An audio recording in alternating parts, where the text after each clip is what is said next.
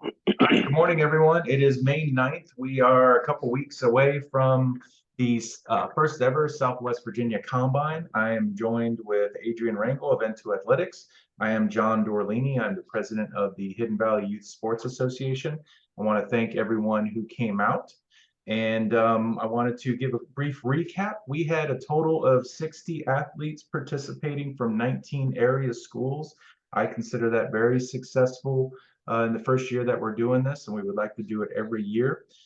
We prided ourselves on trying to be a different combine, and for those who have attended, these are the types of things you may have noticed. We were very inclusive of all sports, not just football. We were inclusive of being co-ed, so you saw some female athletes out there, and the trainers that we had on staff were not sports specific coaches, but they were sports performance coaches, and they were there to instruct and give direction on technique. And hopefully those paid dividends when you were athlete or when you participated in the combine itself. Before we get into understanding what the S.A.T reports are, the S.A.T stands for Standardized Athlete Test. Adrian's going to run through them real quick, but before we start, of those 60 athletes who have participated, I would say a majority of them, almost half, took advantage of some sponsorships that we had. And I want to briefly give thanks to a couple folks who did it. So hold on, let me have a graphic here. This was from a Facebook post.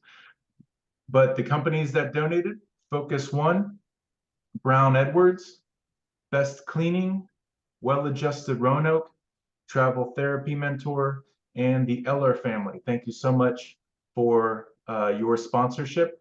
I think in future years, we will probably get donations earlier on in the process to make this more affordable for athletes to come and participate. So thank you to all those sponsors. I will go into share screen now. We are going to be sharing a report that was done for, this is just a random athlete, Taj Thompson, who's a wide receiver. We are going to use this as our case study to better explain the S.A.T results. Adrian, I'll let you take it over. You tell me when to scroll up and down, okay? Okay, that sounds good. Hey guys, what's going on? Adrian Rangel with N2Athletex Performance Training. John, thanks for having me on. Going off of what you said, really happy with the results that, with the participation for this combine, and again, appreciative of the sponsors who chipped in and helped a lot of these kids participate. Sometimes what people don't realize is this might be their only time they can be participating in something at this caliber, especially, with ZYBEK Sports flying in and stuff in the area. So very appreciative of that. I'll go right into it because I know we don't have too long. So, obviously you're going to see here Taj Thompson. He has ZYBEK Sports standardized athlete test results. The results did really good. Mike Weinstein from ZYBEK Sports, they did pretty well about just putting it down to where people can really understand where they are, where they need to be, and so forth. So I kind of written it down for you. But I understand that when you're looking at something completely new, that you may have to have it kind of spoken on it in a little more detail. John put out a couple of good points prior to this meeting that we'll talk about here in a second, but we'll go right into it. So as you see, you'll see Taj Thompson's, you'll see just his regular height, his weight up there, 5'10.5". So when you walk in, they'll measure you, they'll get that information from you first. You'll see his wide receiver in 2025 is just his graduation year. So I had a couple of questions like, is that 2025 is when he's graduating, or a couple questions in regards to that year, but that is when they're graduating. All right. So anyways, we'll go back then to you'll see the very, very beginning there. If you scroll down a little bit, John, you'll see Taj's right there. It's good. Taj ZYBEK Sports, the performance results. So he's going to kind of put the results there on the top there to kind of give you where he was on the testing days. That way you can look at the next portion of the graph, average performance numbers, and kind of refer back and forth there. So you'll see where John is, where the cursor was. He's at this year, and you'll kind of see the average performance measures from ZYBEK Sports for 2025 wide receiver athletes. So remember, these are going to be based off the wide receivers that are graduating in 2025. So those are the average numbers. All right. So you'll go through there and you'll see the 10-yard dash, you'll see the 20-yard dash, and the 40-yard dash. And before we go any further, I'll kind of let you all know that the 40-yard dash is split up in 3 different portions. You have your 10-yard dash, you'll have your 20-yard dash, and then you'll have your total, which is your 40. And the whole reason why they split that up, the biggest reason for the 10-yard dash, honestly, it looks more closely at the prospect short area burst speed. So your start, your first step acceleration. And then at 20 yards, you should be flying, meaning you should be picking up that top end speed. And then they're going to look from that 20-yard to 40 is pretty much your top end speed at that point. All right. And then that's where it comes up with a 5.776 there. So that is going to give you your total time. All right. So I wanted to go over that really quick because when we go down, you'll see that a lot. You'll see 10-yard, 20-yard, 40-yard. So just know that the 10, the 20, and the 40 is the split. The 10, 20 is the split. 40 yards the total number there for the 40-yard dash. John, does that make sense there? Sure does. Okay, cool. So we'll move on. We'll see the average performance measures. I won't go through every one of these. We'll just kind of give it and sum it up as much as possible, but I'll go ahead and kind of review the first one here first. Pro agility is the split. So if you come right back up with the cursor of Taj's total results, 2.535, the 20-yard shuttle split and the pro agility split is the same thing. So don't get confused there. So the pro agility drill and the 20-yard shuttle split is the same thing. So that is the split.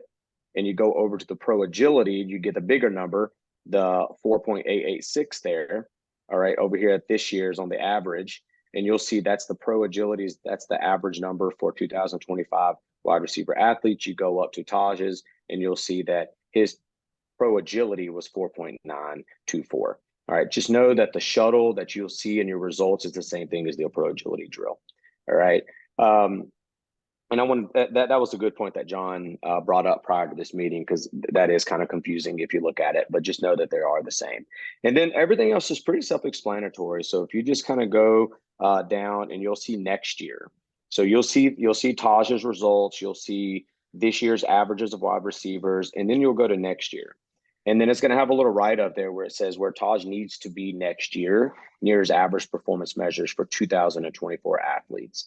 So it's kind of giving him an idea of where he should be, right? So if you look here, you'll see the 10-yard, the 20, the 40 again. So again, those three, the 10-yard split, 20-yard split are combined with the 40-yard dash. There's a 40-yard dash total. So he should be, by 2024, he should be at 5.348. And if you go up, you'll see that he's currently at a 5.415. So he doesn't need to improve much, but what people don't understand is tenths of a second in the 40-yard dash means a lot, especially for those who are trying to go next level. And then I like it. I like this because in the same next year little area, you'll see down right below the 40-yard dash 5.348 needs to be 0.067 faster. So you can kind of read that. So he's giving you an average, and then he's giving you what Taj Thompson needs to be by next year in regards to what kind of improvement he needs to make.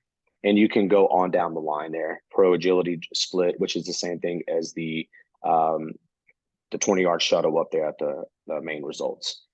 Then you'll go down to pro 3-cone drill. You'll see the same thing. You'll see the averages there of the performance measures for 2024 athletes. You'll go down. He's already at a 0.696 above average.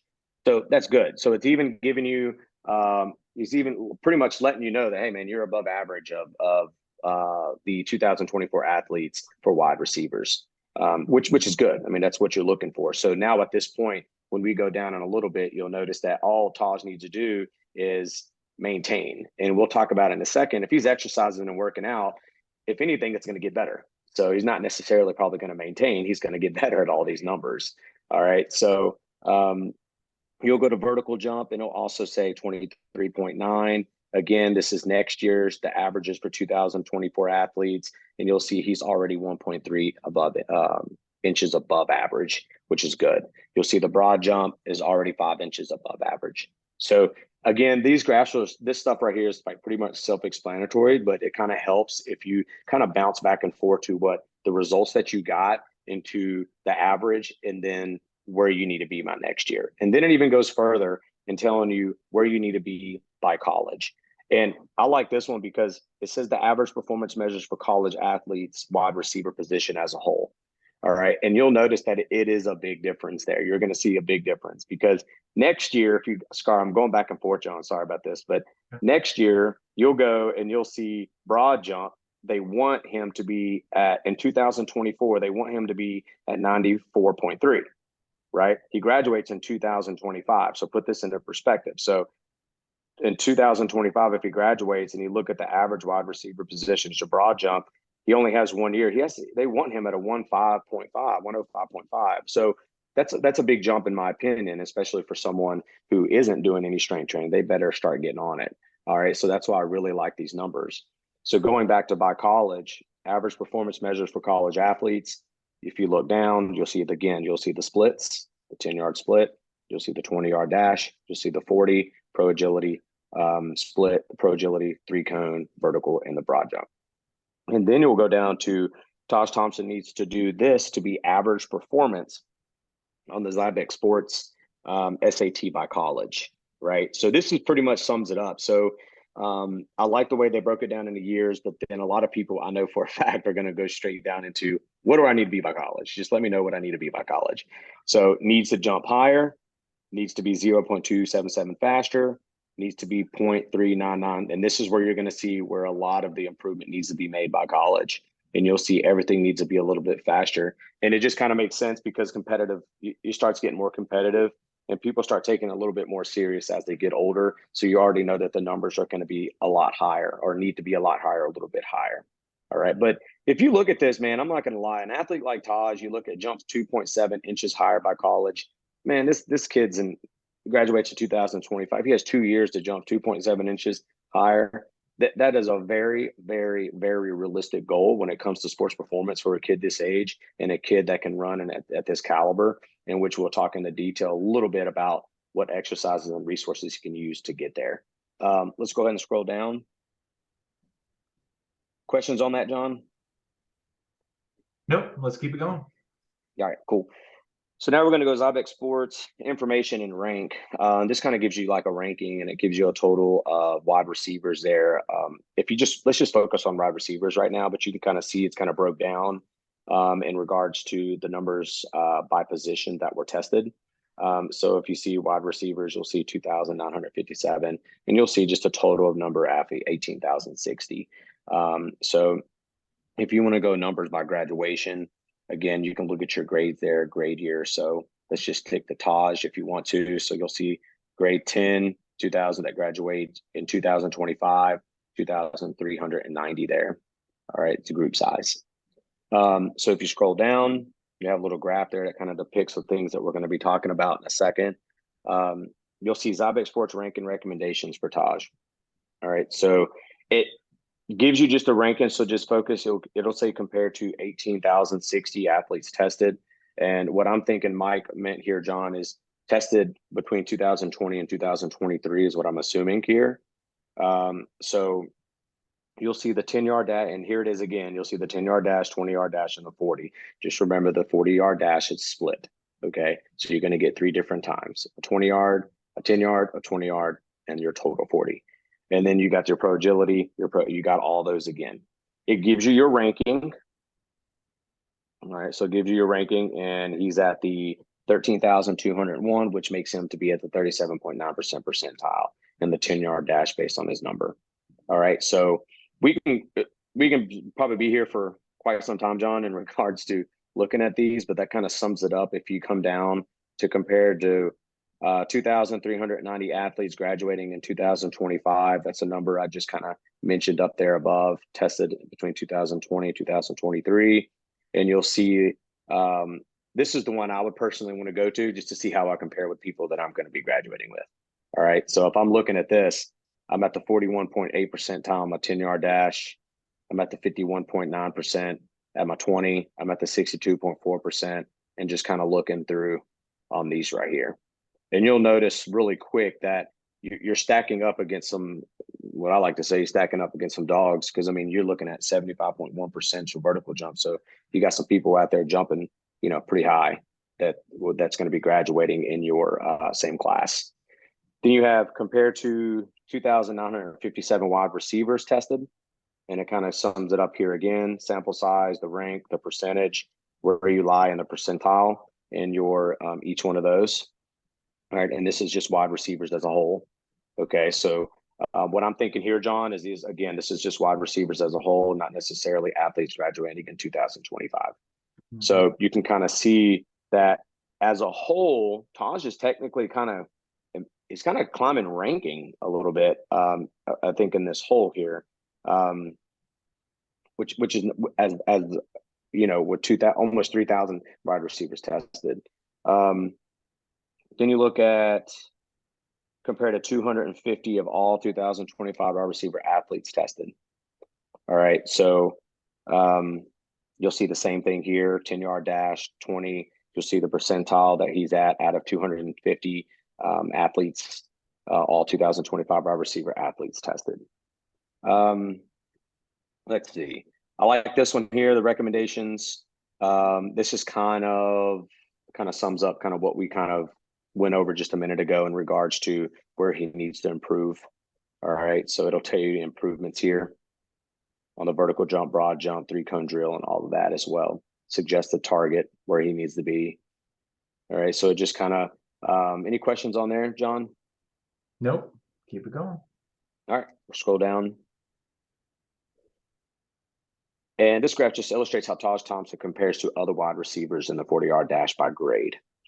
All right, so you'll just look at these right here. Where's Taj? Well, you'll see the little key there. So just when you're looking at this graph, if you're not used to like kids and parents and stuff, if you haven't been looking at graphs for a while, just look at the key down here. You got the 10-yard, the 20-yard, and the 40-yard, and it kind of those colors are going to depict what these colors mean on the graph here. So where Thompson is he above average? Is he average? Up here on the chart, you'll see 10, 20, 40-yard dash performance versus grade. All right. And you'll go down here. It will even show you this graph.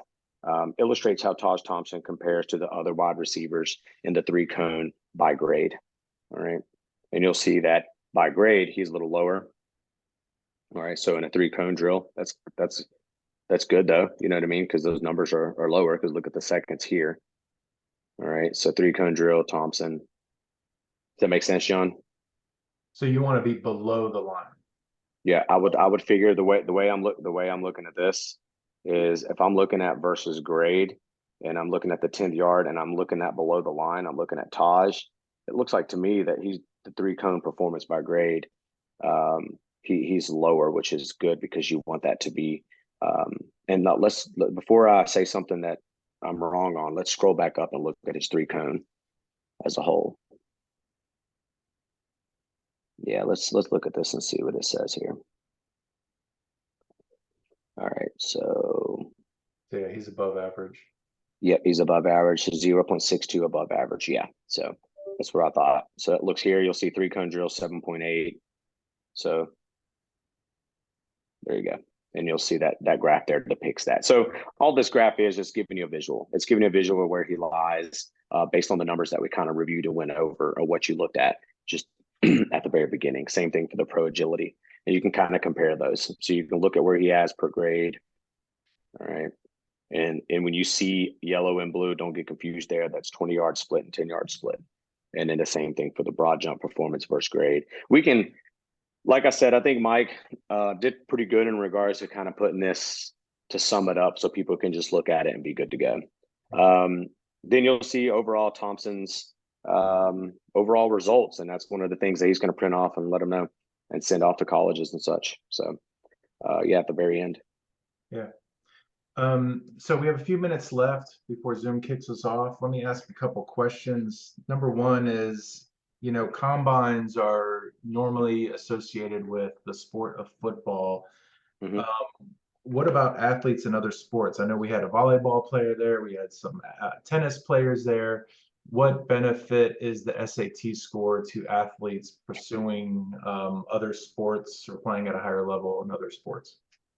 Well, I'm always gonna speed kills. So if a coach knows how fast you are in the 10, well, in volleyball, let's say it's volleyball specific. So in baseball and softball, they want a 60 yard. So you can get a good idea of what an athlete runs if they'd run their 40. Even if we don't set up a 60-yard laser, you can you can get a good representation of how fast that athlete's going to be on the 40. I mean, on a 60 based on a 40. All right. So these numbers on a scale of how important they are to like a coach and how they would benefit them, you have to think about it as all coaches, in my opinion, are going to want some sort of numbers on you. So not necessarily the gym numbers on bench, squat, and deadlift and things like that, but in the coaches' terms, I feel like they want to know how fast you are. So let's see from a 10-yard sprint perspective from a volleyball player, you got 15, if you're standing in the middle of the court, you got 15 feet to the right, 15 feet to the left. How fast can you travel? And that's 10 yards, right? So that's 10 yards to get there. So when a coach sees that you can get 10 yards and you're at a 1.7, you can get to the ball pretty quick, right? So they can rely on you for defense and such. And back to the 60-yard sprint. So if they, or 40-yard, if they know you can run a really fast 40, they know you can get to home plate to first base pretty fast. So these numbers can really, when coaches look at it, can almost dictate really just how athletic an athlete really is. You know what I mean? Just to kind of sum it up. All right. So we had 19 schools represented. Not all of them were based in Roanoke. If someone in another city watches this and says, okay, I want to get better, where do you recommend them going? Okay, so other than the city here, where do I recommend they go? First, I want the parents to do their due diligence and make sure they are doing the research on the coaches and the gyms that they're sending their kid to, and make sure these people are qualified to train their child, and understand that not everyone is going to be for your child, and understand that real quick, because in other cities you'll have gyms, and I'm not bashing nobody, nothing like that, John. I don't want it to get there, nothing. I'm just letting them know to parents, just do your due diligence and just make sure you do your research on the people that you take your kids to. But I highly recommend them find somebody that they can vibe with, someone that knows their stuff, someone that can coordinate around their schedule, someone that can kind of meet them where they are.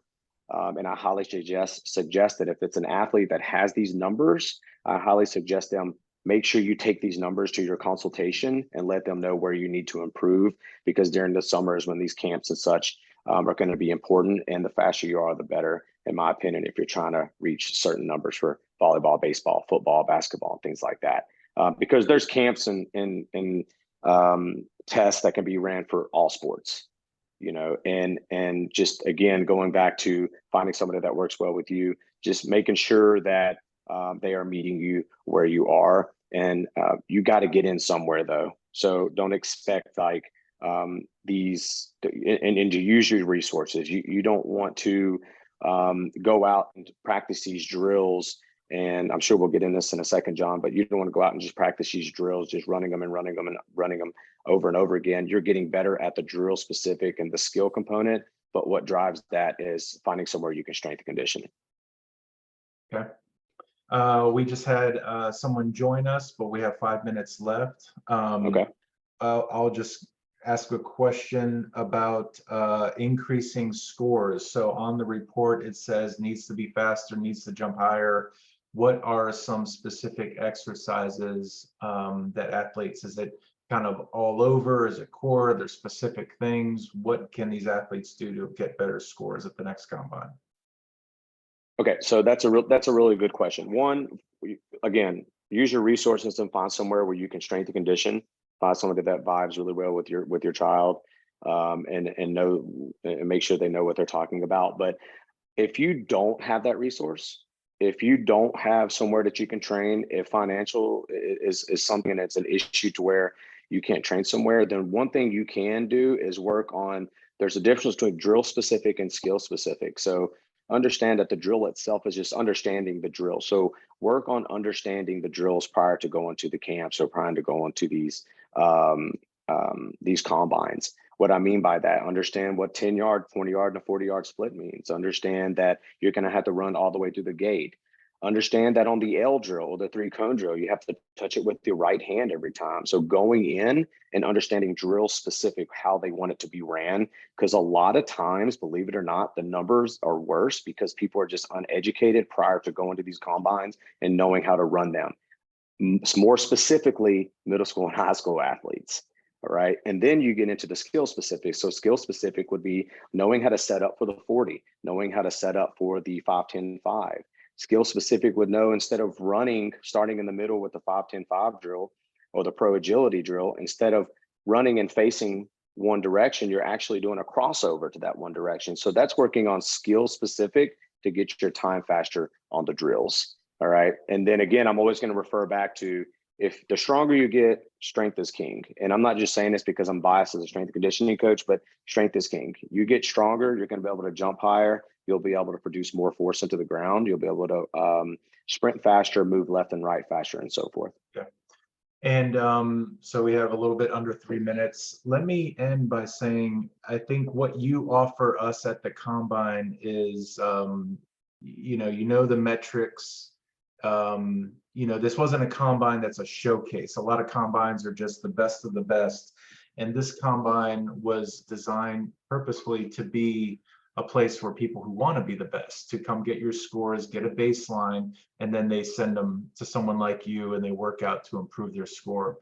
With 2 minutes left, how do people get in touch with you? You have a gym? Should they follow you on social media, Facebook, Instagram? Where are you if someone wants to follow N2Athletex? Yeah, so we currently just moved. We were technically in Roanoke, Virginia, but we are now technically, I still count it as Roanoke in my opinion, but off of Apperson here in Salem City, Virginia. And we just moved here, got a bigger facility, but they can reach me through my email, which is Adrian at N2Athletex.com. And that is the N, the number 2, ATHLETEX.com, or they can follow me on Instagram, Twitter, or Facebook at N2Athletex as well. And you can ask any questions, DM. I mean, when I answer those DMs, I'll answer them for you. A lot of kids will message saying, how do you get faster? How do I do this? And things like that. I'll do my best to get to them as soon as possible. Parents as well.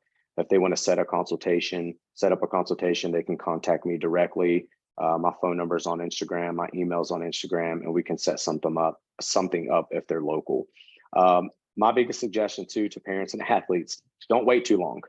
Okay, so don't wait too long and know that the Combine is 3 weeks and try to get in 3 weeks before the Combine, especially if you are not familiarized with these drills at all, because again, there's drill specific and there's skill specific when you're talking about running these to get better numbers. So don't wait too long, try to get in and let's work at it. Sounds good, Adrian. We're going to be cut off any second now. Sheila, Okay. Thank you for joining us late. If you have any questions, you can send me an email. We'll get it over to Adrian, okay? Thanks for everyone for tuning in. We'll have this uploaded on the YouTube channel very shortly. Thank you, John. All right. Thank you. Thank you, Sheila. Yes, ma'am.